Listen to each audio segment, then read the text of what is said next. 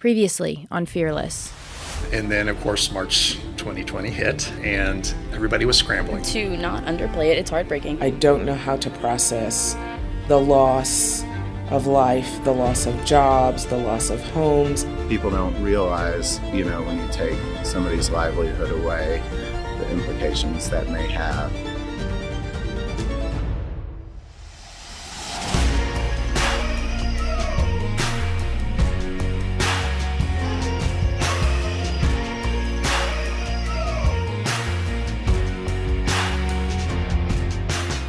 From Texas Tech University, we bring you Fearless, a podcast featuring the untold stories of the school we love so dearly.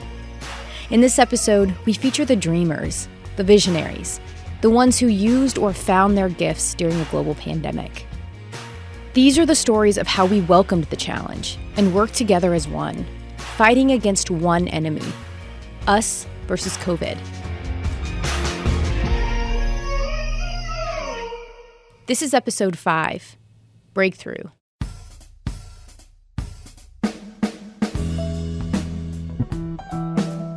Can we all just take a breath for a second to look back and appreciate that we have all come a long way? Our world, our society, our culture, everything from our habits to our lifestyles has evolved. That evolution has made us more aware, hopefully more compassionate, more determined, and more moved by the human spirit.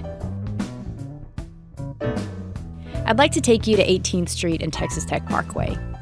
It's where we meet Cassie Christopher and Sophia Chapman, sitting together at a table in the unusually quiet atrium inside the School of Law. Their roles are very different, but they complement each other well. Sophia is the Associate Dean of Student Life, Cassie the Associate Dean for Bar Success. Sophia showed up apologizing profusely. She was a mere 2.5 minutes late, which I would not consider to be late, by the way. Anyway, she had an issue with her garage door, found a solution on YouTube, of course, and she made it, thankfully. Sophia is meticulous and organized. She does not like being late. So a quick YouTube, and then it just said, I was like, okay, I can do this. Is YouTube the repository for all human knowledge? Let me tell you. I think it is. That was Cassie, and I have to say that I agree. These women are exceedingly kind. Their primary goal as leaders in the School of Law is to create a culture where students are provided for, where they're encouraged, where they succeed. Now, if you're listening with little to no knowledge about law school, same. Before I talked to Sophia and Cassie, I didn't even know what I didn't know. They taught me a lot in the hour that we spoke. I learned that law school is expensive in a different way than I expected. It's taxing on a whole other level. And here's what I mean. So, preparing for the bar exam is, of course, the 3-year process of being a law student. You learn a lot while you're in law school that helps you on the bar exam. They take a cram course to study for the bar exam. Those can be upwards of $4,000. So, you graduate from law school and sign up immediately for 8 to 10 weeks of studying and studying alone. I'm talking a full-time job consisting of reading, memorizing, testing, studying, sleep, more studying. Cram sessions are mostly online anyway, so the virtual world didn't affect that part much. But because there was this whole other added layer of stress and anxiety. The uncertainty of what am I working toward during COVID was really tremendous. So let's say you do take it, though. Students who graduate in May take the test in July, but they don't get results until November. What that means is graduating in May and having no attorney salary until, best case scenario, just about Thanksgiving. And that's if you pass the first time. If you don't, the next bar exam takes place in February, meaning another cram session in December and January. Now, I don't know about you, but I cannot imagine the stress of this. In a normal year, throw in a global pandemic, and wow. We started to hear about the bar exam and what that was going to look like, and trying to hear, and I can let Cassie feel free to jump in, trying to hear from New Mexico and Texas, what were they going to do and how are we going to start to help these students? Well, the stress and anxiety that students experienced in 2020 and for the February bar exam in 2021 as well was significantly higher than in normal years. So the bar exam is always stressful. In the best case scenario, the bar exam is incredibly stressful. and everyone who comes to law school is a type A overachiever. Otherwise, they would have done something else with their lives. There was so much back and forth that existed across the entire country regarding bar exams. Would they be rescheduled or canceled completely? Should I continue with cram sessions or give up altogether? There were so many questions. So 2020 was an unusual year, and for reasons that are perhaps too boring for your listeners, but we don't normally have a large group of students take the New Mexico bar exam. Students typically take the bar in the state they'd like to practice. It's where you're certified. Unless you take the UBE, the Uniform Bar Exam. Then you can practice in a number of states that accept the UBE certification. There were 39 to be exact. Nebraska, South Carolina, Utah, Colorado, Washington, Oregon, Idaho, North Dakota, Arkansas, Missouri, Ohio, Wyoming, Montana, West Virginia, Alabama. You get it. And in 2020, Texas was not one of those states, but New Mexico was. So for those of us in Lubbock, Albuquerque's not that far, and so most of our students elected to go take the Uniform Bar Exam in New Mexico that summer. To their credit, the Board of Bar Examiners in New Mexico arranged for multiple locations where there were no more than 4 examinees in a room. So they tested 400 people in 40 different rooms. Did I do that math right? It's 100 rooms, but you get the picture. To accommodate the 400 students from across the country in Albuquerque to sit for the bar. Exam. Whereas normally they would get a convention center and everyone would just be sitting, on like the floor of a basketball arena or something. As you can imagine, this would take a lot of precise coordination. Cassie and Sophia told us one story about a test that was administered in a hotel. The students would take the test in hotel rooms with the door open. An administrator would walk up and down the hall overseeing them. The things we did during COVID. COVID procedures and restrictions varied by the state, and you may remember that New Mexico was strict. So to host an event as important, as life-shaping as the bar, it would be quite the task. Individuals from out of state were required to quarantine for 14 days when they arrived, and that included students from Texas Tech there to sit for the bar. Yeah, so 58 went to take the exam in New Mexico. Of the 58, we assisted with funding to help them, 50 students. We assisted 50 students with housing and food needs and gas and travel to get there. Because New Mexico at the time had a 2-week quarantine, Yes. so anyone coming into the state of New Mexico was required to quarantine themselves for 2 solid weeks before interacting with anyone. And the Board of Bar Examiners announced you were going to have to prove before you could sit for the exam that you had been quarantining in New Mexico for 2 weeks. So they wanted to see hotel bills and when you checked in and that sort of stuff. So Sophia and Cassie helped nearly 60 students prepare for the UBE in New Mexico. Most stayed in hotels, others in Airbnbs, and a few with family. They got $75,000 donated to help with food and housing. It was a big to-do. A lot of people, a lot of time, nights with little sleep, and hours and hours and hours of planning.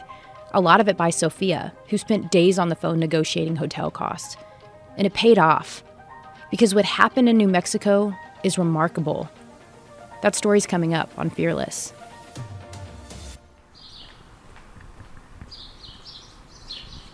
It's a calm Tuesday afternoon outside the sub. So what's your major? I'm pre-nursing, so I don't have a declared major because I'm applying to nursing school in the fall.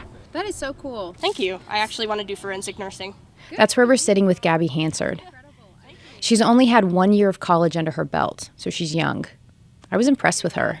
I'm actually doing undergraduate research right now. I was at the lab this morning. Would you like to see some pictures? Yes, please. I would love to. It's the Institute of Environmental... Her first year on campus was complicated. She graduated high school in Waco in the spring of 2020. She didn't get the normal high school send-off. No prom, no graduation. Then she comes to Tech, no conventional freshman year. But you can hear that she's upbeat.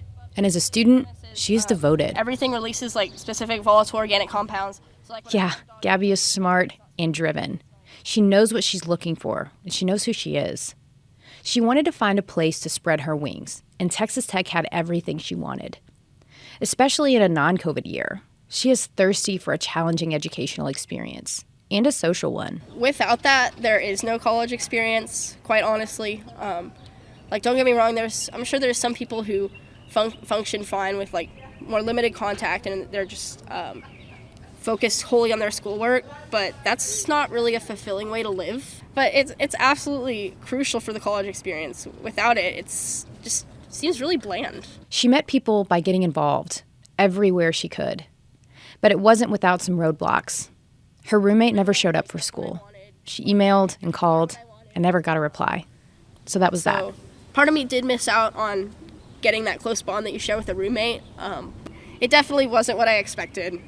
You kind of build up this expectation based on what you hear from other people, what you see in the media of what college is going to be like, and then you go there, especially in a time like this, and it's completely different. It wasn't a bad different, but it was different. I can tell that Gabby's persistent, though. She wasn't going to let much prevent her from getting everything she hoped for from this place.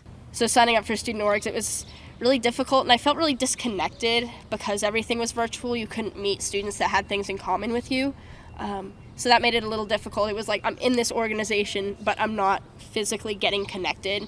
She started her own peer review program within her college.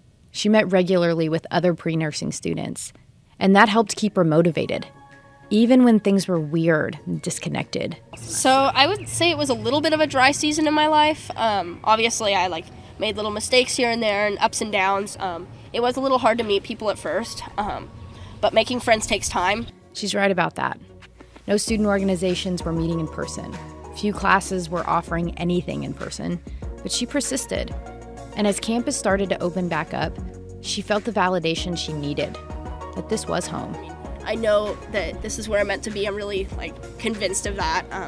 And tech is great academically. I had done research about the nursing school after I was admitted and after I decided to come. And I found out it was number 2 in the state. I was like, wow, I'm gonna be going here, So it's definitely where I've been called to be. And I absolutely love it here. I bleed red and black. You remember Elisa Wong. She's interim dean and a professor in the Honors College. But during COVID, she expanded her job duties. Thinking back, it feels like a lifetime ago. In January and February of 2020, she was watching reports of COVID building momentum in Asia. First alert of a mysterious illness was circulating to Wuhan's hospitals. China has reported a 50% rise in the number of people who've died of COVID-19. I had been following the situation very carefully because, of course, I am Chinese American, but I'm also an Italianist by training. I do modern Italian history. A couple of weeks after Wuhan, broke out, the epidemic in Wuhan broke out, and we kind of watched in horror. We were watching the cases also build in Milan, and that's where the center of my research is in Milan and in Rome. But in Lombardy, in the north of Milan, we were seeing astronomical numbers of COVID cases. And it was personal for a lot of reasons, and that sparked a drive in her. See, Elisa isn't one for idle hands. She's a planner, a worker, a leader. She had access to students and faculty that she knew could make a difference. And that's exactly what they did. In Italy, as the situation became more and more and more serious, their engineers were coming up with different ways to solve the shortages. So they were trying to 3D print their own face shields. And I was texting my teaching partner, John Carroll, who is a professor of engineering here in the Honors College. And so I kept sending him these articles saying, can we do this? Right? Is this a possibility? And so this was even before we had our first case in Lubbock. I was sending him these links asking, because he has a 3D printing lab in the Honors College, is this a possibility? And so we were just having these private conversations. She was making a plan. They all were. And when the time came, they felt ready. As ready as you can be. She had a premonition of how COVID would impact Lubbock and the Panhandle. She had a feeling that it would look quite different here at home than other places across the state. And I knew that if it hit West Texas, it was going to hit us really differently than anywhere else. Because Houston, Dallas, Austin, San Antonio, major cities, major hubs, they were going to have enormous numbers. And I was guessing that most likely all of the resources would go to those very, very large receiving hospitals. Here in West Texas, right, Lubbock is the hub, right? We are the people for 5 hour circumference, right? They would be coming to us. But she wasn't intimidated by that. In fact, I think she welcomed the challenge of it. Even a professor would admit that the greatest teacher in life is life itself. Things became real in late March, on a date that Elisa says she cannot forget. I remember very clearly it was March 22nd, because that's my son's birthday. We had a small gathering of his friends over for dinner, just 4 or 5, right, within kind of like the limits of what the city had advised. And as we were having dinner, that's when the ordinance came down that we would not be returning to campus. This was it. They'd been waiting for the right time to take action, and it was now. Simon organized a meeting. We all met on Zoom for the very first time, so that was before we... That's Simon Williams. He's with the School of Medicine at the Texas Tech Health Sciences Center. So that was before we knew how to mute or share screens or any of those good things. So Simon was really the one who started organizing us. And John Carroll had all of those. I'd sent him a bunch of like open source files for 3D printing, and he started printing brims for face shields. He started using a 3D printer to make prototypes of brims for face shields. Now, these brims extend about 2 inches from the forehead, with 2 prongs on either side to attach a plastic shield. They're kept on your face with a piece of elastic that wraps around the back of your head. And as Elisa expected, requests were not just coming in from Lubbock hospitals, but medical centers across West Texas. Dr. Hillman from Monahans, who wrote to us, and he said, look, you guys are the nearest university to us. I am in the town of Monahans. I have 1 ventilator. What do I do? He searched through his closets, right? Like every closet in the hospital, right? In this small town. And he was just looking to protect his people. He found 2 other ventilators, transport ventilators from the 1970s, that he pulled out of his closet ready. And he said, I have no face shields for my people. And within 3 days, we had printed about 2 dozen face shields. They quickly graduated to developing other hospital equipment, intubation chambers and splitters, more and more and more face shields. In the end, they developed and shipped off more than 20,000 face shields and 3,000 chambers. Students in the Honors College were coming in daily to produce these. It's important to mention here that they did get special approval to work on these projects on campus. Strict guidelines and social distancing were essential for students and faculty that were working together.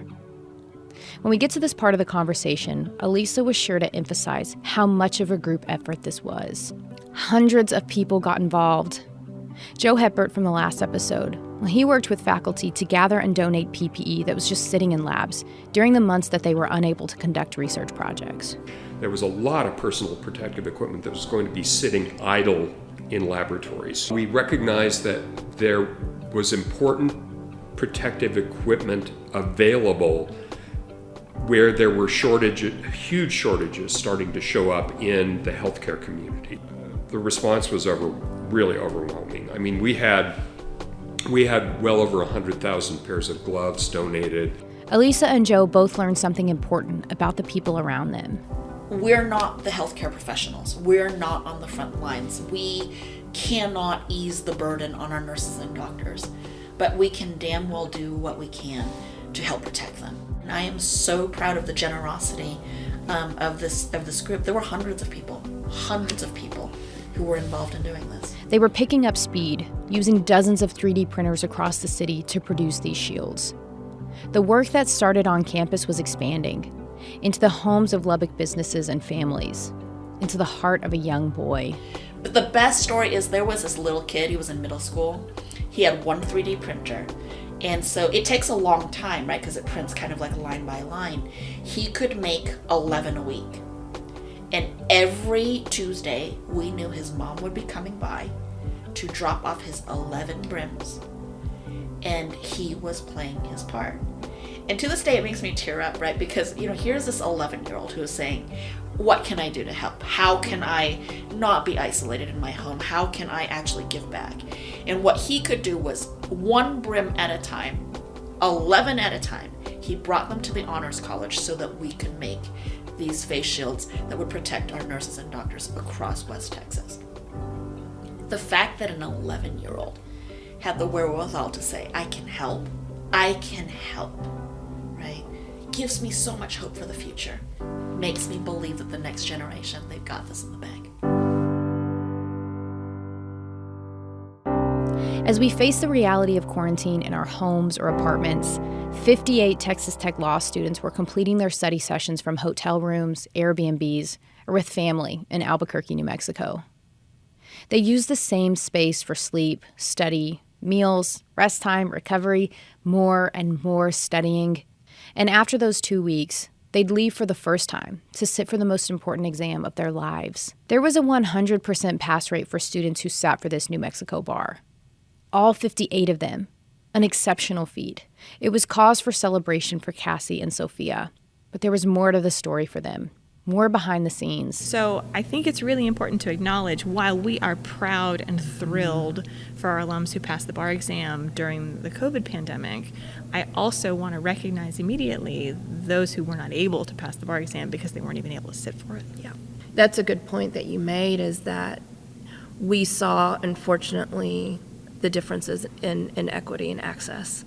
And that was hard for, I know, both Cassie and I. College students who just completed 7 years of school go on for weeks without a job, without the opportunity to support themselves financially. And that is a hard reality for Cassie, Sophia, and others. Can I pause you to just be the Debbie Downer of this conversation? We had 100% of our students who graduated in 2020 and sat for the New Mexico bar exam, 100% of them passed the New Mexico bar, and we're thrilled about that. Part of that is because the students who did not have the financial and emotional resources to take the exam deferred and did not sit for the exam. There were roughly a dozen students who deferred. Some of these students opted out and sat in February. Others took the whole COVID year off before taking the exam in July of 2021. They may never sit for the bar exam. So Cassie and Sophia are impacted by this. It's their belief that money does not make a good lawyer, and financial resources shouldn't play a role in a student's ability to become one. Here's what I mean. In any circumstances, in any year, the bar exam tests a lot of skills that are not necessary to be a lawyer. One of them being, can you afford to not work for 4 months straight? So in many ways, the bar exam is a test of your financial resources more than what's between your ears. And COVID amplified that. I felt that. And sitting down with these women heightened the respect that I have for any person studying law. I think for me, with a few that I've talked to, they've said, Dean Chapman, I didn't think I was gonna make it and then wait for the results and trying to figure it out. Can you imagine studying for years and being so close to your future being determined? Then a global pandemic none of us could argue with, and none of us could change. Changes everything for you. And so trying to have those conversations that was okay, and that was going to be okay for you. What does that do for a young person's identity in themselves? Yeah. What a question. Yeah, they were beating themselves up, and I'm not as good, or, shame, that I don't, and because we have more, incoming first-year students, first-generation students that don't have, it becomes an access and an equity issue. Yeah, we're proud of their resilience. We are proud of their incredibly resilience. Proud of what they have overcome in order to become practicing lawyers. Yeah. Sophia and Cassie were moved by those students, the way that they responded and adapted, and what they saw from students who took the exam was powerful too. A lot of law students across the country, a lot of law graduates, I should say, who passed the bar exam during the pandemic have become vocal advocates to abolish the stupid thing, and that there shouldn't be a bar exam to enter the profession. It's called diploma privilege, and I've been really enjoying sort of the diploma privilege advocacy that we're seeing from a lot of 2020 graduates. Many students have taken the single thing that threatened to break them and found something in themselves, something that made them better and gave them hope to create a better future for others. Next time on Fearless. Once you've crossed the Rubicon, there ain't no going back. The past 18 months really highlighted the value of our TTU community. I think we really went down two paths. One, what are the decisions going to be? And then figure out how we're going to communicate it. There was over 25,000 tests done throughout last year. Yeah, and I had COVID. I felt like I was going to die. Anything to not get it again. I'm one step closer to not being worried.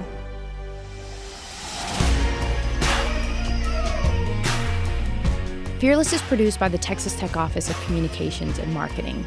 It's hosted by me, Taylor Peters, with special help from Allison Hirth. Fearless is a Texas Tech production.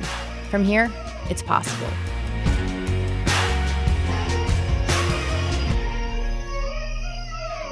Hey everyone, it's Taylor.